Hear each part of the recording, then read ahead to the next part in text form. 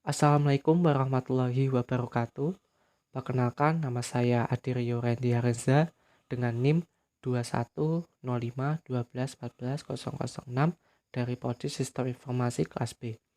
Di sini saya akan menjelaskan sebuah topik yang berjudul Algoritma Penjadwalan Priority Scheduling.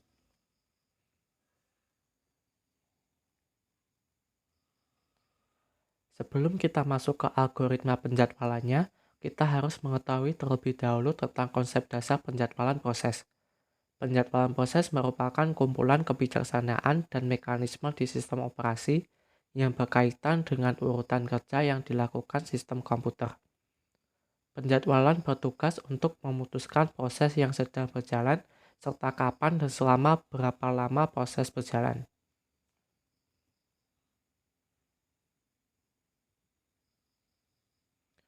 Selanjutnya ialah CPU scheduling. CPU scheduling merupakan dasar dari sistem operasi multiprogramming. Hal ini dilakukan dengan men-switch CPU di antara proses-proses, sehingga sistem operasi dapat membuat komputer lebih produktif. Pada sistem single prosesor, hanya ada satu proses dalam satu waktu.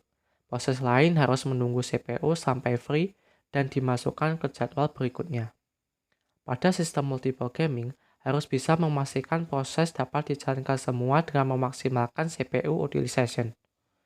Tidak boleh ada CPU menganggur jika ada proses yang masih ngantri. Ketika ada proses blocking atau suspend, maka CPU akan dialihkan mengerjakan proses yang lain.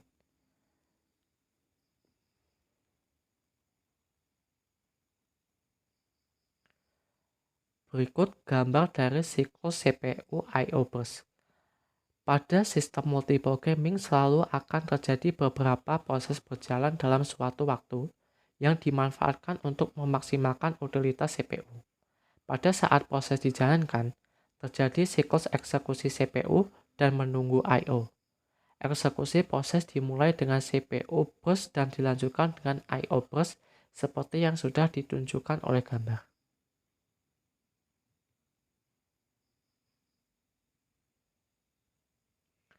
Selanjutnya ialah sasaran utama penjadwalan. Sasaran utama penjadwalan adalah optimalisasi kinerja sistem komputer menurut kriteria tertentu. Kriteria untuk mengukur dan optimalisasi kinerja penjadwalan adalah sebagai berikut. Yang pertama ada adil atau fairness. Proses-proses yang diperlukan sama, yaitu mendapat jatah waktu layanan pemroses yang sama dan tidak ada proses yang tidak kebagian layanan pemroses sehingga mengalami starvation. Starvation adalah kondisi bahwa proses tidak pernah berjalan karena tidak dijadwalkan untuk berjalan. Sasaran penjadwalannya yaitu untuk menjamin setiap proses mendapatkan pelayanan dari pemroses secara adil. Yang kedua ialah efisiensi. Efisiensi atau utilisasi pemroses dihitung dengan perbandingan atau rasio waktu sibuk pemroses dengan total waktu operasi sistem komputer secara keseluruhan.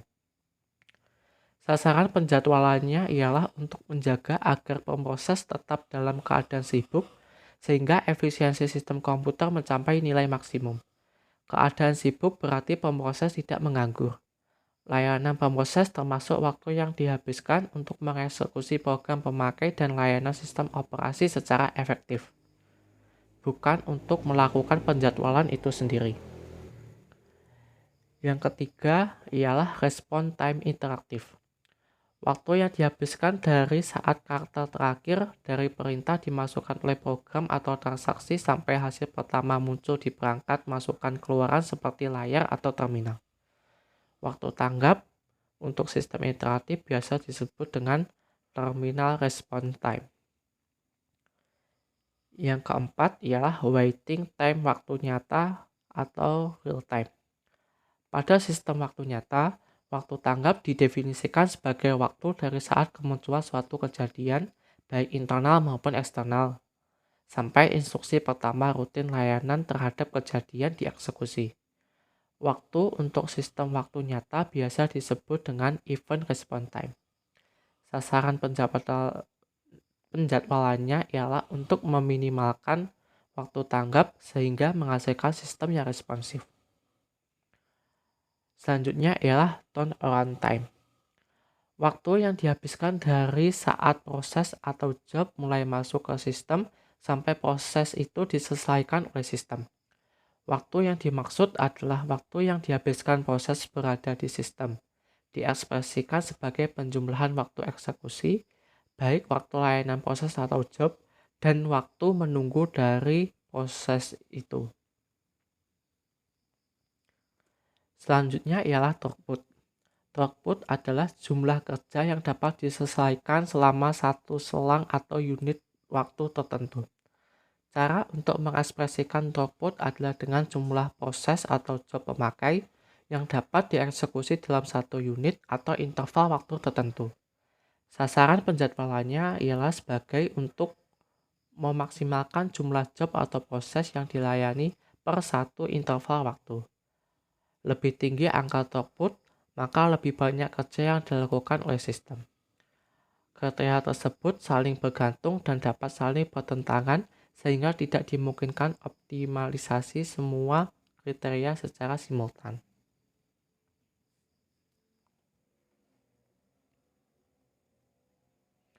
Selanjutnya ialah tipe-tipe penjadwalan. Tipe-tipe penjadwalan ada 3 tipe. Yang pertama ialah penjadwalan jangka pendek atau short term scheduler. Penjadwalan jangka pendek bertugas menjadwalkan alokasi pemproses di antara proses-proses ready yang berada di memori utama. Sasaran utama penjadwalan jangka pendek adalah memaksimumkan kinerja sistem untuk memenuhi satu kumpulan kriteria yang diharapkan. Penjadwalan ini dijalankan setiap terjadi pengalihan proses untuk memilih proses berikutnya yang harus dijalankan. Yang kedua ialah penjadwal jangka menengah atau medium term scheduler. Kapasitas memori utama terbatas untuk sejumlah proses yang aktif. Aktivitas pemindahan proses yang tertunda dari memori utama ke memori sekunder disebut swapping. Penjadwal jangka menengah inilah yang bertugas untuk menangani proses swapping. Proses yang mempunyai kepentingan kecil saat itu adalah proses yang tertunda. Tetapi begitu kondisi yang membuat proses tertunda hilang dan proses dimasukkan kembali ke memori utama dan ready. Penjadwal jangka menengah mengendalikan transisi dari suspended ke ready, atau dari state suspend ke ready dari proses yang mengalami swapping. Yang ketiga ialah penjadwal jangka panjang atau long term scheduler. Penjadwal jangka panjang bekerja terhadap antrian batch dan memilih batch berikutnya yang harus dieksekusi oleh sistem. Batch biasanya berupa proses-proses dengan penggunaan sumber daya yang intensif, yaitu waktu pemproses, memori perangkat, masukan atau keluaran. Program ini mempunyai prioritas yang rendah dan biasa digunakan sebagai pengisi atau agar pemproses sibuk selama periode aktivitas proses-proses interaktif rendah. Sasaran utama penjadwal jangka panjang adalah memberi keseimbangan proses-proses campuran.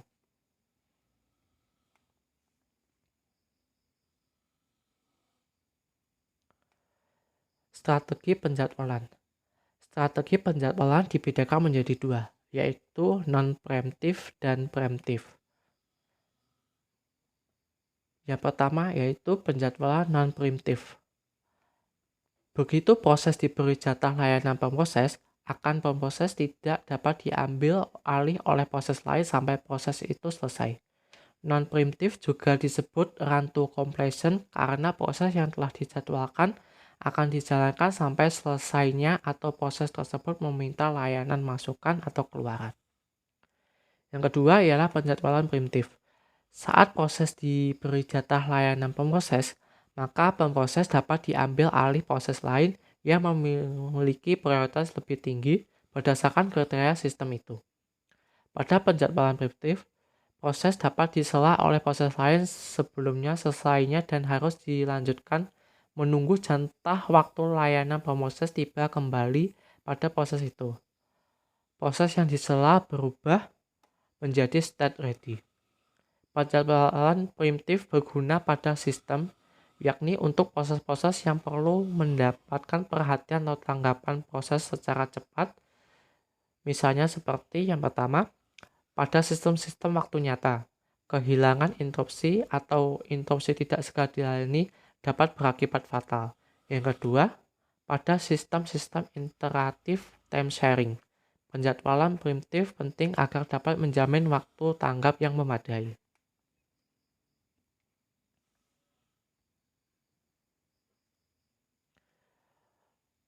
Berikut algoritma penjadwalan proses.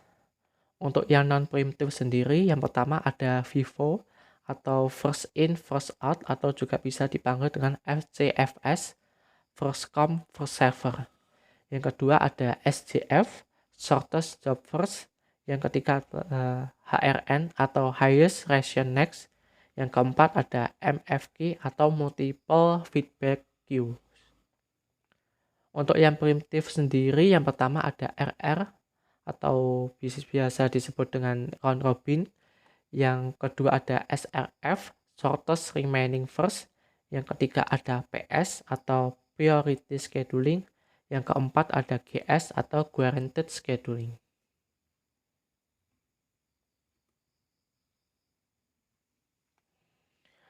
Oke, untuk topik kali ini kita akan membahas tentang algoritma penjadwalan Priority Scheduling atau PS. Priority Scheduling merupakan algoritma penjadwalan yang mendahulukan proses yang memiliki prioritas tinggi.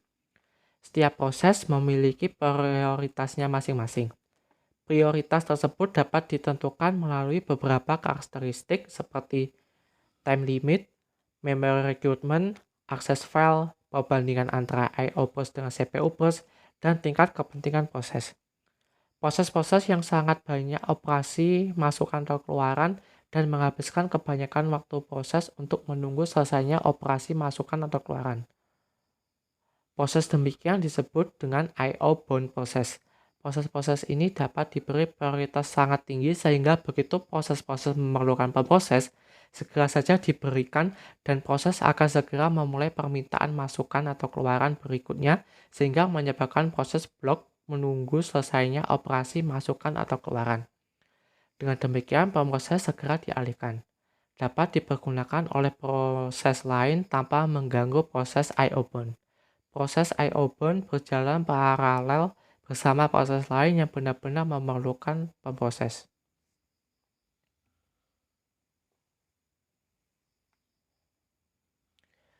Berikut adalah contoh analisis dari algoritma priority scheduling. Di sini sudah ada tabel untuk prosesnya sendiri, ada P1, P2, P3, dan P4 dengan durasi 6, 8, 7, 3 dan priority 4, 1, 3, 2. Dijelaskan pada gambar di atas bahwa proses dengan algoritma priority scheduling yang dieksekusi terlebih dahulu yakni P2 dengan priority tertinggi dan dengan waktu penyelesaian 8. Setelah P2 selesai, maka akan dilanjutkan dengan P4 yang memiliki prioritas tertinggi berikutnya dengan durasi pengerjaan sebesar 3. Kemudian disusul dengan pengerjaan P3 dengan waktu 7. Dan yang terakhir yaitu pengerjaan P1 dengan durasi 6. Kelemahan pada priority scheduling sendiri ialah dapat terjadinya indefinite blocking atau starvation, yaitu proses dengan prioritas rendah berkemungkinan untuk tidak dieksekusi jika terdapat proses lain yang memiliki prioritas lebih tinggi darinya. Solusi dari permasalahan ini adalah edging, yaitu meningkatkan prioritas dari setiap proses yang menunggu dalam queue secara bertahap.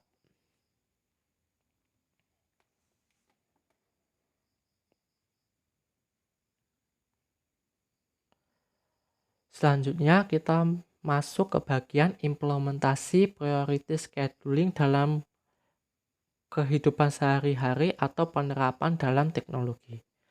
Yang pertama ada notifikasi via jaringan seperti chatting, notifikasi email, notifikasi berita, panggilan telepon, dan masih banyak lagi yang lainnya. Seperti yang kita tahu, jika kita diibaratkan sedang menggunakan sebuah perangkat mobile maupun komputer, jika ada sebuah notifikasi yang masuk, notifikasi tersebut akan langsung pop up dan muncul ke layar utama. Itu mengindikasikan bahwa notifikasi tersebut termasuk dalam golongan algoritma priority scheduler. Sama saja halnya dengan panggilan telepon. Diibaratkan jika kita sedang bermain handphone, membuka sebuah aplikasi, dan tiba-tiba ada panggilan telepon masuk, panggilan telepon masuk tersebut akan langsung pop up ke layar utama dan menimpa aplikasi yang kita buka sebelumnya. Hal tersebut juga mengindikasikan bahwa panggilan telepon adalah salah satu contoh penerapan atau implementasi dari algoritma priority scheduler.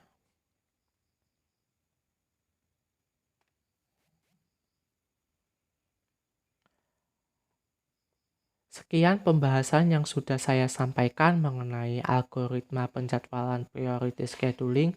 Kurang lebihnya saya mohon maaf. Sekian dari saya. Wassalamualaikum warahmatullahi wabarakatuh.